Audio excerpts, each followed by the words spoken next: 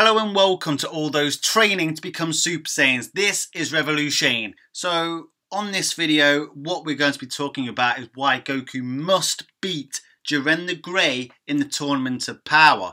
Now, just before I get to that, I just want to give a massive thank you to all of you who have showed continuous support throughout my, well, Dragon Ball YouTube career. I honestly appreciate every single one of you, whether you came from my Facebook group, Dragon Ball Universe, whether I've met you through some other Dragon Ball group, the Amino app, or any other form of Dragon Ball media. I have recently just surpassed 3,000 in subscribers, and it means a lot to me considering I've done that in the space of 7-8 months. So to all those who have subscribed, once again, you have my gratitude. And if you're watching my video for the first time, or if you've watched them a few times already and you enjoy my videos, if you haven't subscribed yet, make sure you subscribe. I appreciate you all. Thank you very much. So on to the topic of the video, why Goku must beat Jiren, or as I should say, why Limit Breaker Goku should beat Jiren. Obviously, if you've been following this Dragon Ball YouTube community, you should be well aware by now that Goku has an upcoming new transformation. And it often goes by the name of Limit Breaker X, but the name I'm popping for at the minute is called Super Saiyan Beyond. It's basically a name that was given to it by Geekdom 101 in one of his videos, and it's kind of following the trend of Super Saiyan Rage, Super Saiyan Berserk, and I kind of like it. So even though we don't know what the official name is as of yet, I'm sure we'll find out soon enough, but in this video, I will just refer to it as Goku's Limit Breaker form. So the reason why I think this Limit Breaker form of Goku in the Tournament of Power must beat Jiren is based around the legacy of the transformation itself. Now, in Dragon Ball Super, there seems to be a trend whenever there's a new transformation, it doesn't seem to beat the upcoming antagonist, at least the main antagonist for the arc that is currently in development. Now, one of the main reasons people haven't really grown an affinity to the Super Saiyan Blue transformation the way they did the original golden-haired Super Saiyan transformation is because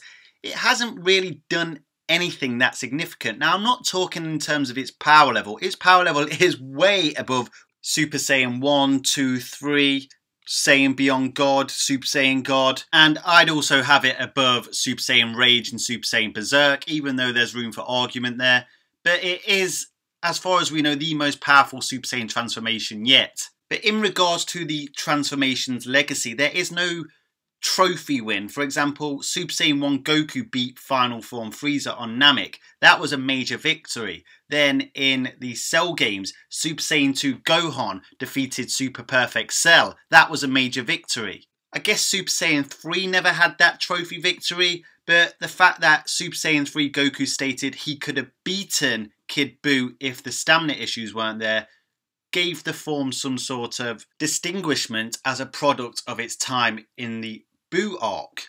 Even Gohan's ultimate form beat down Super Buu. Buu had to basically absorb Gotenks in order to beat Gohan in his ultimate form. So Gohan had Buu beaten. But come the inception of Dragon Ball Super, the first major transformation we got was Super Saiyan God, and he took on the God of Destruction Beerus, and he wasn't quite enough to beat Beerus. Now obviously that is just the story of how Goku gained his God Ki, but at the same time it's a transformation not beating his opponent. And not only that, we learnt that Beerus was fighting at minimal power. Now Super Saiyan God was a monumental power-up from anything we saw in Dragon Ball Z, but Goku goes on to surpass it in Dragon Ball Super with the Super Saiyan Blue form, which is basically just Super Saiyan God turning Super Saiyan. Now you have to remember, Goku actually absorbed the initial power from the Super Saiyan God form into his base in the Battle of God Saga, and then still went on to achieve the Super Saiyan Blue transformation,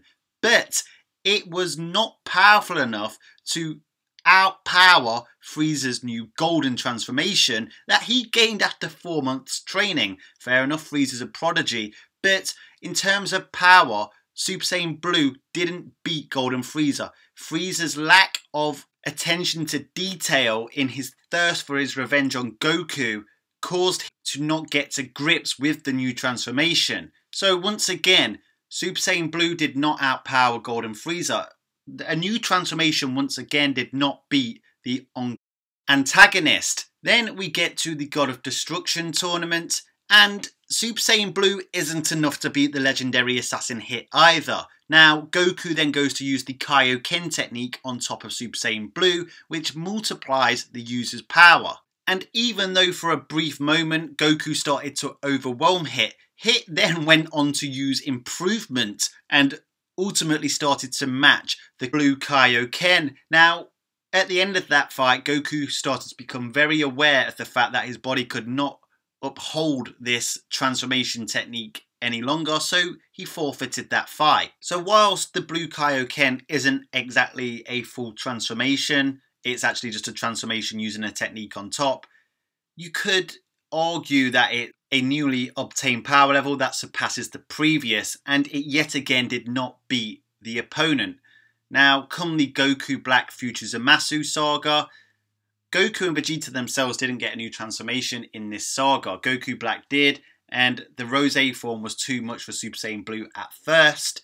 But another Saiyan transformation we got in that saga was the Super Saiyan Rage transformation. Now, despite once again doing very well and giving Trunks a tremendous power boost, it wasn't enough to beat Goku Black in his Rose form. And then in the Universal Survival arc, we are seeing Kale unleash the Super Saiyan Berserk form. Now, while this appeared to bash Super Saiyan Blue Goku for a while, once again, it's not going to be enough to beat someone like Jiren The Gray, who literally one-shotted her. And it's heavily likely that Goku in his blue form was literally just holding back yet again against Kale. But as I said earlier, none of these transformations have that trophy victory. That victory that really crowns the gloriousness of that transformation. Now, like I said, I'm not talking about power levels here. Obviously, Super Saiyan 1 is not the most powerful transformation we have in Dragon Ball Super today. But I'm sure many of you who watched that initial transformation still hold that transformation in the highest regard. I'm not saying it's your favourite transformation design-wise, but the initial transformation was capped off marvellously by that trophy win. And if Super Saiyan 1 against Frieza wasn't your favourite transformation moment, I'm sure Super Saiyan 2 Gohan's was a close second, if not first. And you could even argue that a lot of people have an affinity for the Super Saiyan 4 transformation because that was the transformation that ultimately defeated Baby. Now, whilst I do not hate the Super Saiyan 4 transformation, I prefer the God Super Saiyan transformation concepts. I actually really like the Super Saiyan Blue transformation. Don't get me twisted, I do like it, I don't hate it. But it doesn't have that crowning moment. And I just feel that Dragon Ball Super, the creators, Akira Toriyama, have dropped the ball by not giving it that crowning trophy win. Now, many of us in the community are prophesying that there will be an interruption in this tournament, whether that be from the Daishinkan or, as I theorised yesterday, about Zeno's attendance, or from basically any upcoming antagonist who happens to arrive out of the blue. Now, I actually do kind of hope there will be some interruption, or at least a grander scheme in terms of who the upcoming antagonist is. I don't really get the feel that Jiren himself is a bad guy or an evil guy that Goku and the gang must defeat. But he is an extremely powerful warrior who is opposing Universe 7, and he is a major threat. But you can empathise with his position because he's fighting to save his own universe. He isn't fighting for the sake of being evil or for the sake of some hidden agenda.